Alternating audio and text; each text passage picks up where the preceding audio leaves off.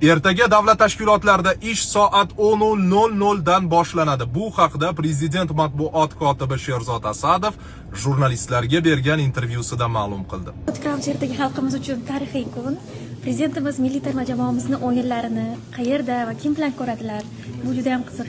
Hammamizni qiziqtirayotgan. Ertaga bitta ko'zimiz televizorda, bitta ko'zimiz soatda bo'ladi. Hurmatli prezidentimiz 40 millionlik xalqimiz singari bu matchni juda ham kutyaptilar. Deyarli har bir bo'layotgan muzokaralarda xorijlik mehmonlar terma jamoamizga omad tilayapti. Hurmatli prezidentimiz ertaga ushbu matchni oilalari davrasida nevaralari bilan birgalikda ko'radilar. Va muxlislarimizga sharoit yaratish uchun ushbu matchlar O'zbekiston vaqti bilan sal erta boshlanishini hisobga olgan holda ertaga ish kunini soat 10 dan boshlanishini belgilab berdi. Davlat tashkilotlarida xususiy korxonalar endi bular o'zlarini imkoniyatlaridan kelib chiqqan holda o'zlari hal qiladilar. Soat nechidan demak ish kunini boshlashni. Rahmat. Ertaga hammamiz uchun tarix yoziladi. Iloyim hammamizga yuzimiz yorug' bo'lsin. Katta rahmat.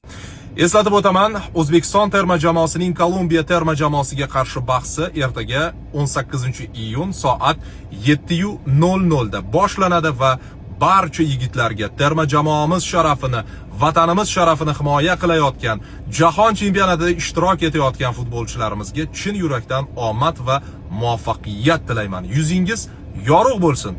Olg'a bo'rilar.